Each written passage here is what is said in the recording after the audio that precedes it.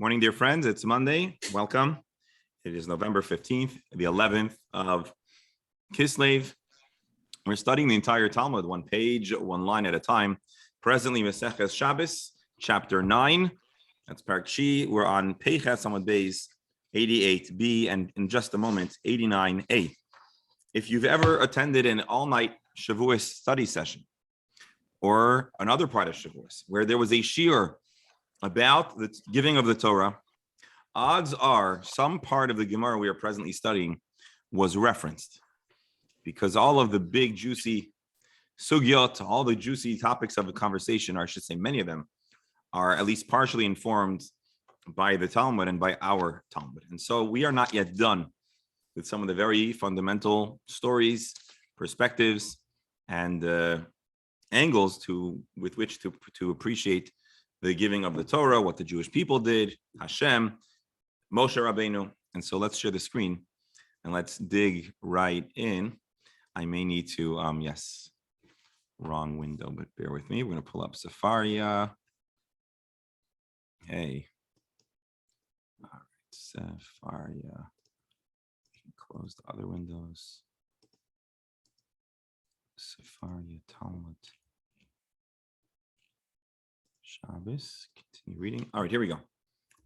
So yesterday, we were exploring a series of verses in Shir HaShirim describing the deep, loving relationship that exists between the Jewish people and Hashem.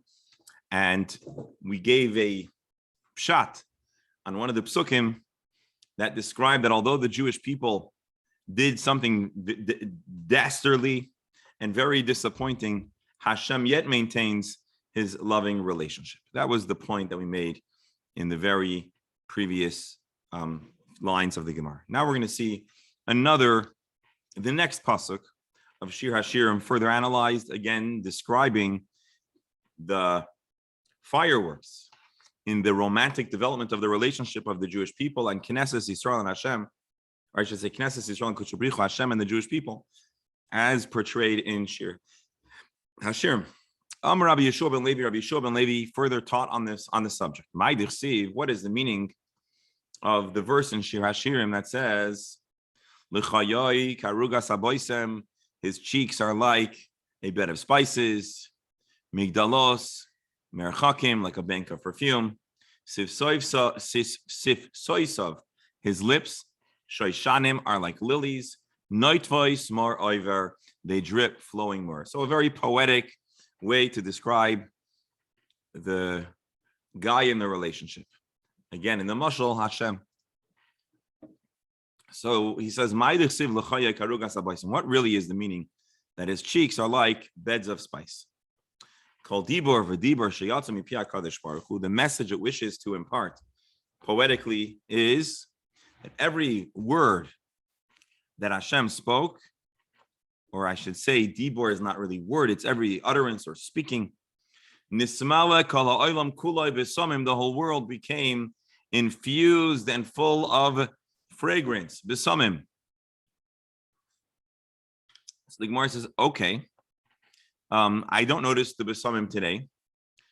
And what happened when the next utterance was said? Did the previous fragrance depart? Did it build up? Let's see. So, Kivan Shemi Diborisha Nismala, if the whole world is full of spice, the whole world is full of this beautiful fragrance. Dibor Sheni Lehechan Halach, how is there space to contribute an additional Dibor, the fragrance associated with the second of the 10 commandments? So the Gemara says,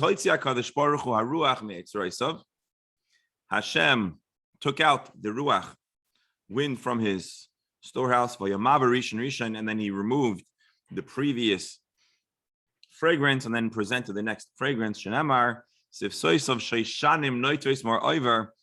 lips are dripping, that it's a coming and going, that each scent is removed and then the next phase, the next scent. What does this really mean? Well, probably the Gemara is saying that there was a sensory component to Matan Torah. As we've described, Matan Torah really was an experience that overwhelmed all of the senses of the Jewish people, their vision, their hearing, their smell. It was this very, very intense experience.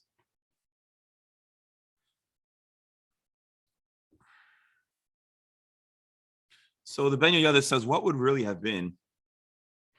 What was the contribution? What did this fragrance contribute? Why do they need to go have this as well?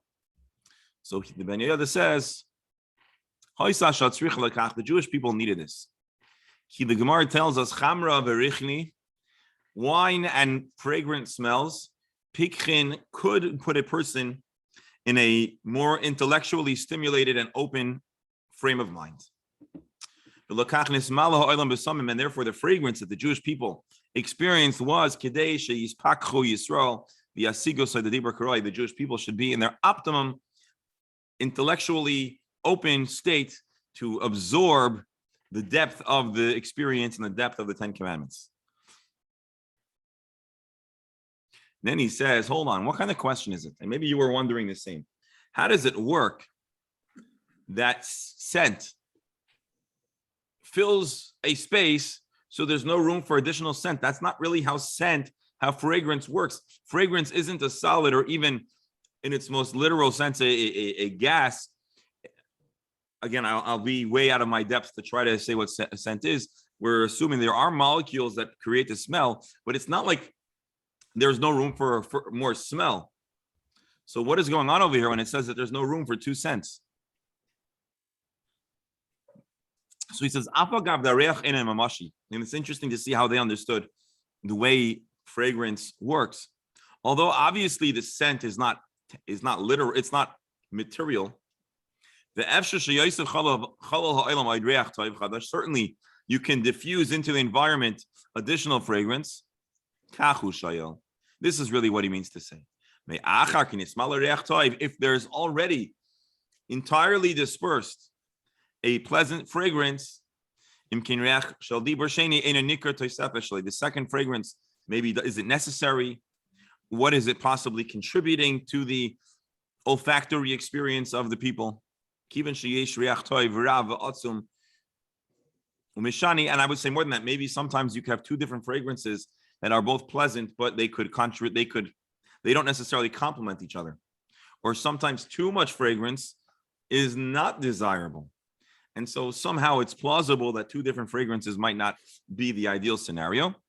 And therefore the answer is the first fragrance is removed. And now the second fragrance can be appreciated all by itself, and it could create the environment that's associated with the next of the 10 commandments. For some reason, hold on one second. For some reason, this segment of the Talmud is not as well known, I would say, than some of the other things. And perhaps it's because in 2021, although certainly fragrance is necessary, we're more into neutral fragrances, I think. And at least in open spaces, are certainly less than maybe a time in times past where there was more of a thing about fragrance. I may be wrong, but Alan, bevakasha. If everything was so beautiful, yes, how come his utterances were so loud that it caused the people to expire? So Alan, as always, you're very, very on the ball. And so instead of me giving the explanation, the Gemara is going to proceed to relate the next, in very soon, the other half of the coin that you're mentioning. Let's learn that Gemara, and then let's see if we can. I'm not saying we'll have an answer, but let's explore it in its fullness when we go. So a good question. What exactly happened, and how do all of these different teachings correlate and work together? So shkaya for the question. Let's look forward to the Gemara itself telling us the other facet of Matan Torah. And again, as always, well timed and well predicted. Shkaya. Any other thoughts or comments before we proceed? Anyone? All right. As Alan predicted, there's more to the story that we need to review. You see? I'm Rabbi Shua ben Levi. Rabbi Shua ben Levi further taught. Called Dibur v'Dibur sheyatzim mipi HaKadosh Baruch Hu. Every one of the utterances, every one of the 10 commandments that Hashem said, Yatzasa Neshmasan Shal Yisrael, the Jewish people expired. Their souls left their bodies. Shenamar nafshi yotza b'dabrei, as it states in Shir Hashirim, that my soul departed when he spoke. That in Hashem's speech, when Hashem said the commandments, the Jewish people's souls left them. So, Alan, the Gemara asks a question a little different than yours, but also thought-provoking. Excuse me. If they already died, the first, who was there to hear the second commandment? They're all gone. They're all expired. The Gemara answers, no, they didn't stay dead. They came back to life. He brought down dew, a dew that was going to be used when Mashiach comes to resurrect the dead. And Hashem brought them back to life. Shenemar, Geshem nidava is tonif elikim nachlascha v'nila atla kananta. You, God, poured down a bountiful rain when your inheritance was where you sustained it. So when the people were expiring or expired, Hashem brought them back to life. Did they all have to go back to the mikveh? That's a good question. Why would they have to go to the mikvah? Because they were dead. So where and they were revived. So hold on, but where is, you're asking a good question, but first, where is their halacha? Why would you presume that a person that died has to go to the mikvah? I'm not saying that. I'm saying that there must have been a lot of coins in the group. So you're they asking, were beside dead bodies. That's a very interesting question. I don't have an answer for you, but what I can tell you is that your question is referenced in a big question that says, when Mashiach comes, will those who have been deceased for a day, a week, a month, year, centuries, will they have to go to the mikvah, or will they all automatically be tahar? Both, as you mentioned, because their proximity to other kavarim, but more importantly, they were in proximity to themselves, and they were not alive. And that's an interesting question. Answers are given. It's not fresh on my mind, so I'm not going to give you the answer, but it's a good question, Alan. You're, we might say that you're on a roll today in predictive and insightful commentary. Dr. Hammer, you're muted.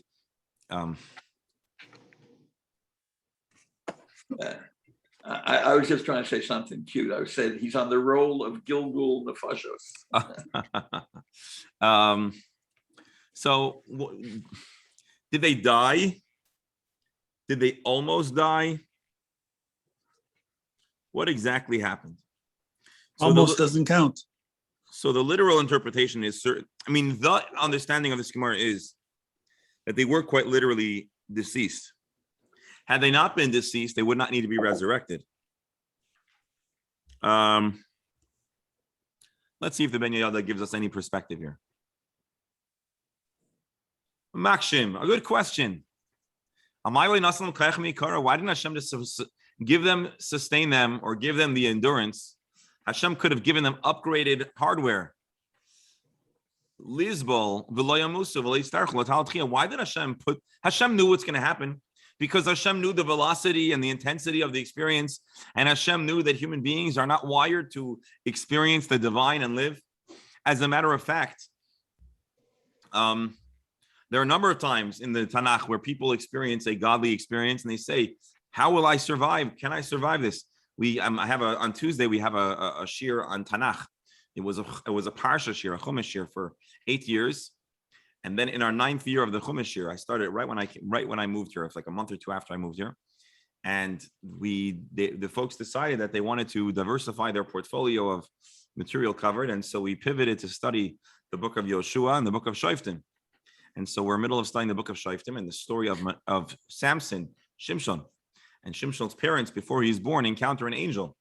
And after they realized that the being they encountered was not a human, but an angel, the father, Manoach, presumes that he's going to expire. He says, how could a human being encounter something that's divine and survive? And so it's a known fact that human beings are not wired to have a raw encounter with the divine. And so why didn't Hashem fortify them to begin with? And so he answers,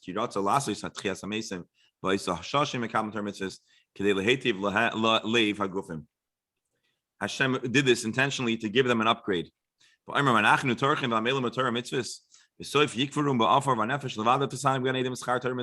Jewish people might say, what's the point?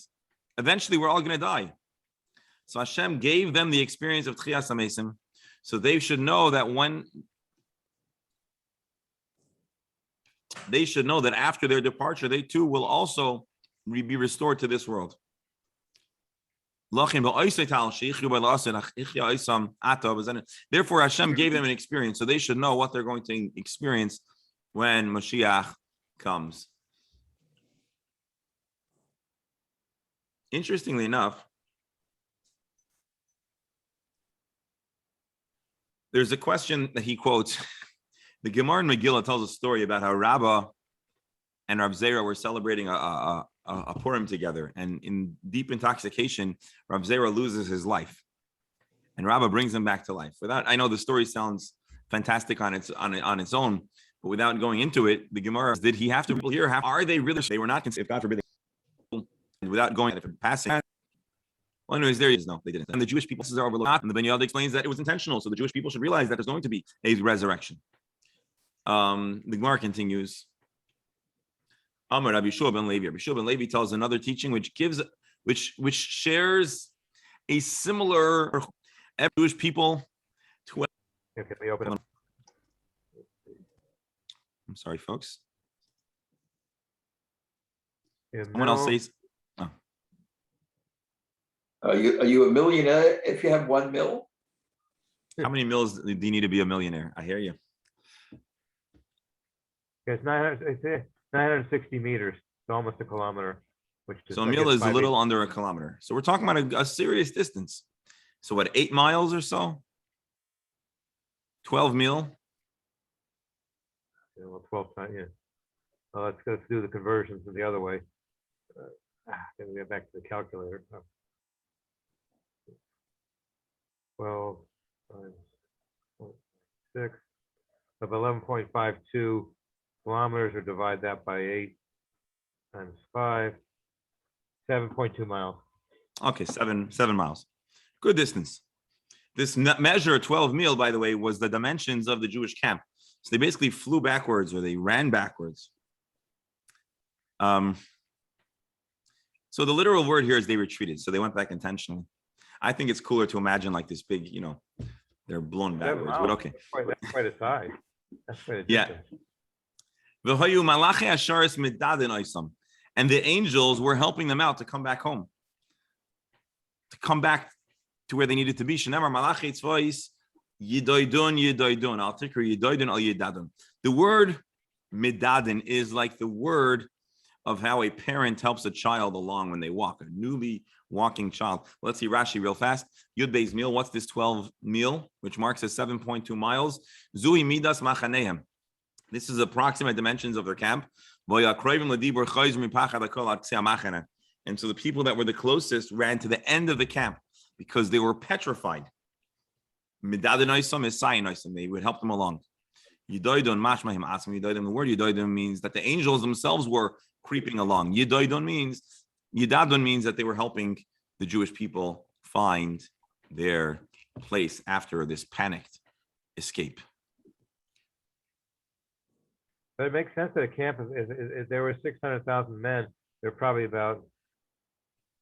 close to 2 million people. That would be think of a city of 2 million people or a campment. It's going to be pretty large. And there could have been, you're thinking, how are there no stampedes, or how was there no trampling?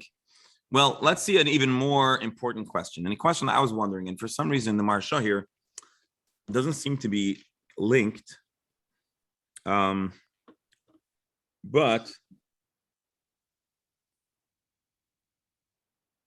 well, let's see the question as it's presented here. The Maharsha asks, Kiksha Maharsha, Rabbi Yeshua himself is the one who taught that every time they heard Hashem speak, their souls left them. Dead people don't usually run. How could he say that they're running they're running in a living state? So he explains that the presumption is they ran backwards 12 mil, and that's where they died. Wow. Their running was an act of spiritual sensitivity. They knew they're going to die. And they didn't want to die in proximity to the mountain where the Shekhinah was dwelling. And so They were running to die in a respectful way, away from the mountain. But now here's another problem. So they came back to life. They should have been very strong. Why did they need angels to help them out? If they ran 12 mil, you'd be knocked out. But if a person ran 12 mil, they died and they were brought back to life, they probably were very strong. Probably when Hashem gave a person their life back, he also gives them koyach. So he says, you know what? Hashem left them intentionally weak so that they would need the angels' assistance to show, this was not to help the Jewish people. This is to introduce the angels to how special the Jewish people are and to force the angels to act out and honor the Jewish people, that they should have to help the Jewish people back to their place. And this was to prevent the angels from trying to mess with Moshe Rabbeinu when he comes to get the tablets. And this ultimately assisted in eliminating much opposition for Moshe on the mountain. And only a few angels put up opposition, as we'll see in just a moment in the Gemara. Oh, interesting question. All right, so again, let me just recap real fast. Question: if the Jews are not alive, how do they run? If they run, they are alive still. And so he says maybe they ran and then they died, and then Hashem brought them back to life. But if Hashem brought someone back to life, he'd probably give them a lot of koyach. So why were they weak? So he says, oh, it was to force the angels to help the Jewish people out. Now he asks another interesting question. Shabbos. Let's bring this to Masechah Shabbos. On Shabbos, there are a variety of restrictions. Most of the restrictions are called malachot, right? Things you can't do. But there's another thing that we talked about not long ago called Chum Shabbos. There's a radius of space outside of a city one is permitted to walk, and then one is no longer permitted to do so. Ostensibly he asks, 12 mil we know is the biblical distance that one is not permitted to walk on Shabbos. So how are they? When was the Torah given? On Shabbos. So how were they allowed to go back to the mountain to hear the second commandment? Well, So he says actually. So Mark, so you're onto the answer. So he answers like this: That's why the Jewish people only ran back 12 mil, so that they should be within the perimeter. They should be within Chum Shabbos. All right. Chum Shabbos is 2 mil. Not biblically, or at least the opinion that the Ben Yehoyada is portraying says that you have actually 12 mil. So it's like again, I would call it maybe cute commentary, but it's interesting to see these questions asked. And all right, now we're going to come up to another very famous passage of the Talmud. This is a famous story. I'm sure you've heard it. Certainly, if you hung out with Chabadniks, you probably did, because there's some beautiful Torahs on this Gemara, beautiful commentary and ideas. So let's take a look. Well, first, any comments, questions, perspectives? I have one. Go ahead, Alan. Got momentum. If they were running for their lives, yes, they were allowed to run that far, because when your life is in danger, the rules of Shabbos dissolve. But once they're brought back to life and they're no longer in danger, are they allowed Then to they go have back? a problem. They're stuck. They have a And also, so I'm sorry, repeat what you said. So they were in danger of their lives. That's right. And So they ran. So you're saying that the running was to try to escape the blast zone of Hashem's Kedusha and radiance, right? Why else would they run? I mean, Well, we gave up shot in the Ben Yehoyada that they were trying to be respectful and they didn't want to die right near the mountain. And so I think when you're ready to die, you don't think of those things. I hear you. No, good question.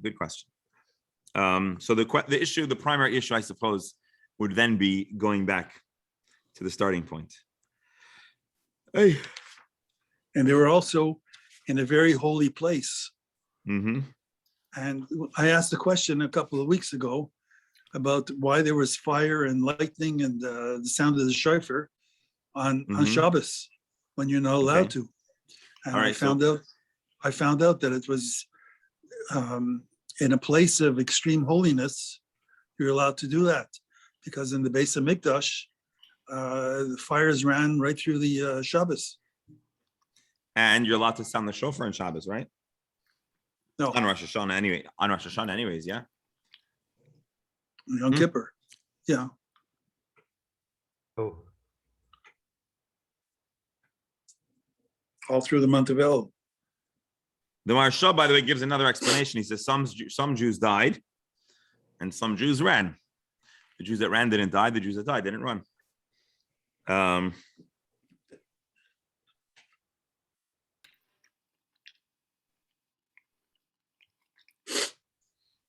How did the Jews travel 12 mil? Well, maybe they were in a mechitza. Maybe they had an Eruv. What would their Eruv have been? The clouds, right? They were surrounded by clouds of glory. So was that an Eruv?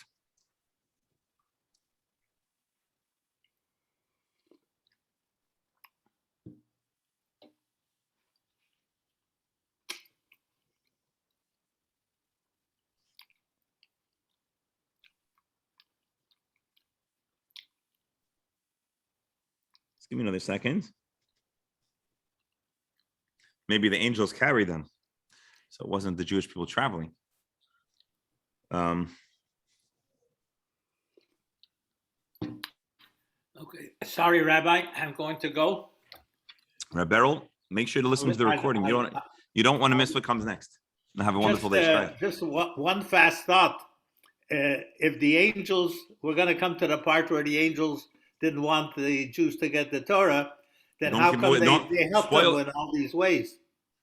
Well, the Ben Yehoyada anyway says there were different angels. There were ones that were more friendly. And there were ones that were less friendly. But let's see. So, Rabbi, you'll listen to the recording.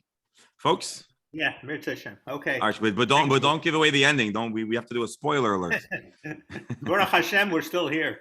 Thank God. Amar Rabbi Yeshua ben Levi. Rabbi Yeshua ben Levi further taught. Bisha sha'ala Moshe l'marim.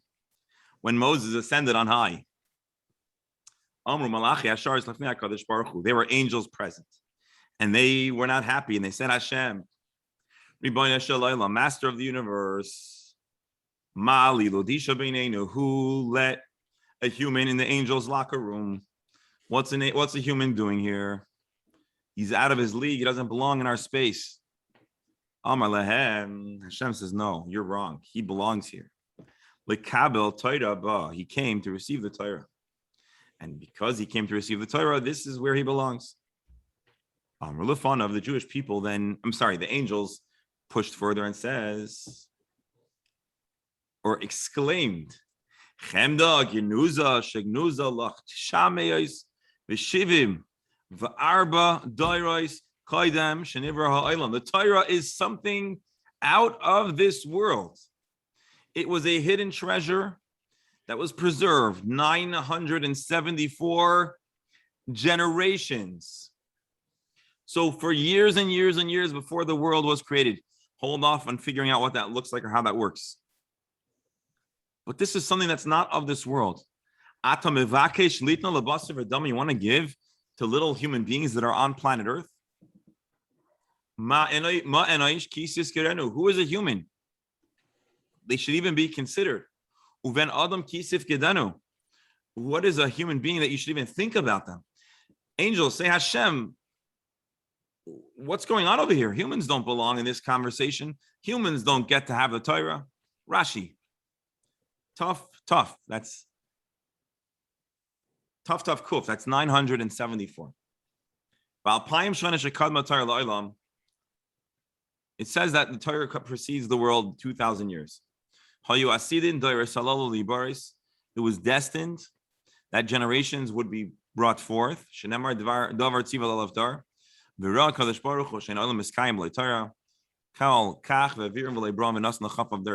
Basically, Hashem could have created the world earlier. But if he would have created the world earlier, there would have been additional generations without Torah. And Hashem said the world cannot stand without Torah. And therefore, ultimately, there's only 26 generations. So help me out over here for a moment. What is 74 generations at 20 years a generation is almost 20,000 years. I know. So we need to figure this out, but hold on a second. What is 1,000 minus 974? Well, you talk about you're mixing generations with. Hold on. I'm just asking you a simple math question. What is 1,000 minus 974? 26.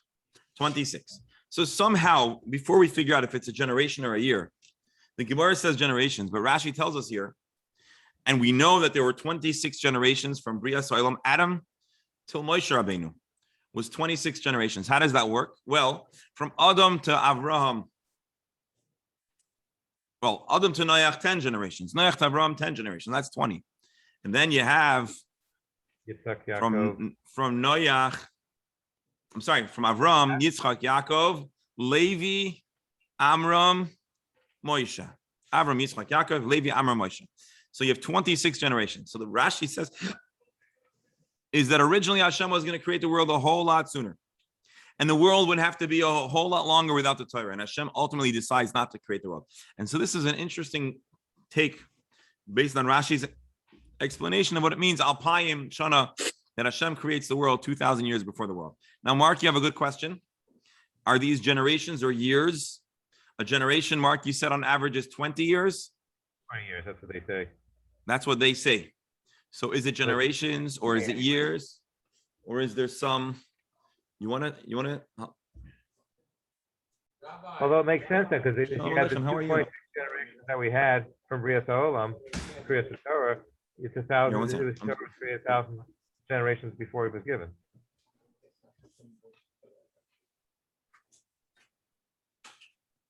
I'm sorry about that. Okay. He's dropping off some books. Just help him out. Or let it happen, okay?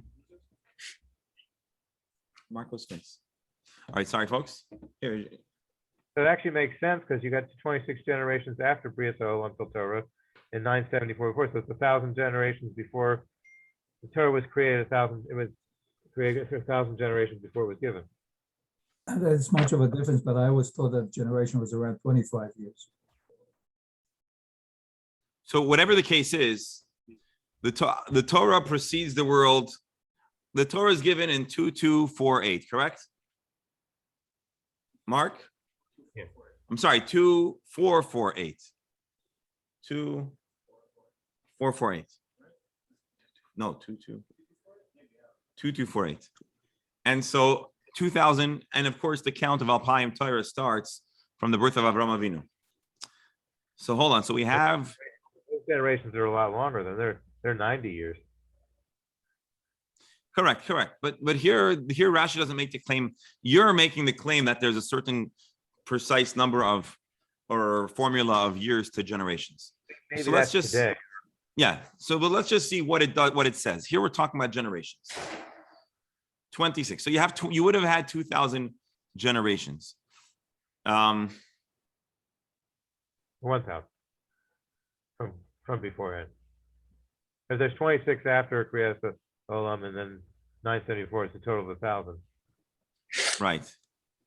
Well, anyways, okay. Okay. So whatever the case is, I'm not sure exactly what the formula over here is. The bottom line is that these generations plus 26 equal 1,000 generations. Now, I don't know how that correlates to years or generations, but there we have something. Thank you. All right. Back to our story. Unless you want me to spend more time probing this one.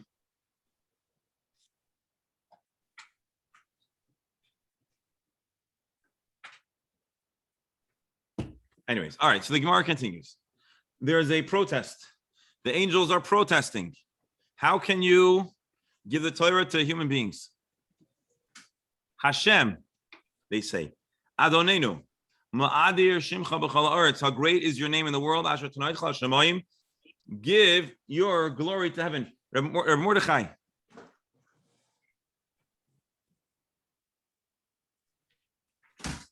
So there's a fight. Hashem wants to give the Torah. The angels try to veto. Can angels veto Hashem? Anyone? Can angels veto Hashem? I don't think anybody can veto Hashem. To the best of my knowledge, no. No one can veto Hashem, certainly not angels. But Hashem obviously is allowing this perspective to be voiced because from the opposition comes forth greater appreciation for the contrast between angels and humans, and the reason why a Torah is most perfectly, it's most perfectly there for human beings. So what Hashem does is, instead of Hashem arguing for Moshe Rabbeinu, Hashem empowers Moshe. Amar lo HaKadosh Baruch Hu Moshe. Hashem tells Moses, Hachzer lem tshuva, push back, give an answer. Amar lefonav, and he says, okay, I'll give it a try. Rebbeinu Shalom, master of the universe. How can I do this? Misyare ani shema yisrifuni be'evel shavapiyam. The angels might burn me. They might destroy me. Amar lo, Hashem says, Moshe, you're safe with me. Hold on to my chair of glory, v'chazor lehem teshuva, and give an answer. Shenemar mi'aches pnei kisei parshes olav anonoi. As it states in Eov, he causes him to grasp the front of the throne and spread his cloud over it. By the way, does anyone recognize this pasuk? Is anyone familiar with this pasuk? Me'aches pnei kisei parshes olav anonoi. If I'm not mistaken, on Simchas Torah, the prayer, the song Sisu v'Simcha after the Torah reading quotes this entire pasuk, that Hashem causes Moshe to hold the front of the throne and spread his cloud over him. Hashem empowers and authorizes Moshe to respond. From here we learn that Hashem spread his glory of the Shechina and made it like a cloud over Moshe. Because the words Peresh, Shaddai, Miziv is Par Shez, or Par Shez. Amar lo Afanav. Now Moshe says, I feel empowered. Rebbeinu Shalom, master of the universe. Torah Sh'ata Noisen Li Maksiba. Hashem, give us a little sampling. What does it say in the Torah? Anochi Hashem Elokecha Asher Tzitzicha Me'eretz Mitzrayim. Moshe says it's going to say, I'm the Lord your God who took you out of Egypt. Amar lehem, the angels now turn, Moshe turns his gaze towards the angels. L'mitzrayim yoradatem, have you folks ever been in Egypt? L'farohi shtabadatem, have you ever served a pharaoh? Torah lamasei lachem, what do you need a Torah? The Torah is addressed to freed slaves who experienced servitude by Pharaoh. Shuv maksiba, Moshe now feeling empowered further. It says, angels, listen up. Do you know what it says in the Torah? You're not allowed to have other gods, false gods. Do you live on a plane and a dimension where there's idol worship? The Torah continues, the 10 Commandments. Keep Shabbos sanctified. You guys have no work to stop working. There is no malacha in heaven. And so the Torah is speaking a language which is clearly not addressed to you. Shuv maksiba, let's dig a little deeper. Lo sisa, don't bear an oath, don't bear Hashem's name, don't make a false oath. When do you need an oath? Masal matan yesh benechem, is there business that you might have to verify or affirm a certain position in a court of law with an oath? Shuv maksiba, let's dig deeper. Kabnes avicha v'asimecha, honor your parents. Ava eim yesh lechem, do angels have parents? Shuv maksiba, dig a little deeper. Leitirtzach, leitinaf, leisignai, don't murder. No adultery, don't steal. Kina yesh benechem, have you ever felt some jealousy? Yetzer hara yesh benechem. Give me 30 seconds. I just want to. You have a yetzer hara? After all of these retorts that Moshe essentially challenges the angels based on a careful reading of the 10 Commandments, Miyad hoidu lo HaKadosh Baruch Hu, Hashem immediately says, you've won this. Shenemar, Hashem Adonenu Ma'adir Shimcha. Hashem, our God, how great are you? The angels withdraw their claim and they allow Moshe Rabbeinu to emerge from this confrontation victorious. At that point, all the angels became Moshe Rabbeinu's best friends. They gave him gifts. I have to end today's session a little early. But as we'll see tomorrow, Moshe Rabbeinu gets some very powerful concessions and gifts from the angels. So now, and again, I'm sorry, but I do need to close now or in 1 minute. But long story short, this is one of the most well-known stories of the Torah, a story in which Moshe comes up to get the Torah. The angels challenge him, and Hashem allows the conversation to unfold, wherein Hashem ultimately tells Moshe, you got to be the lawyer. You've got to lead the conversation. And Moshe, in short order, assesses the 10 Commandments and it's immediately evident that all of the instructions are speaking to fraud or flawed, fraught human beings with humble beginnings, a humble existence, full of temptation, full of challenges, and yet the Torah is there to give them strength to overcome those challenges and those temptations. Clearly, the Torah is addressed and there to assist the Jewish person. It is clearly not there for angels. And with that, Moshe wins this round. Again, it's 14 minutes earlier than usual, my dear friends, but I do need to close out. So I want to close mentioning our dear friends for whom we dedicate our learning for speedy recovery, including Leah Basrita, Moshe ben Clara is having surgery today, Malka Bas Rivka, Shimon Halevi ben Leah, and Chaim Baruch Eliezer ben Rusa Esther, and everyone else that may be in need of a complete and speedy recovery. And we're learning the Nishmas Daniel Yerachmiel ben Gedalia. My dearest friends, thank you for being here. Thank you for your wisdom, for your insight. And I hope we'll be able to study tomorrow once again. Gesundheit and Freilich in 10 minutes, or no, 13 minutes, we'll have Chumash at the very same link. Yasher Kayach al Tisku la mitzvahs. I'm looking forward to seeing you again shortly. Thank you. God, thank you. Yes, of course.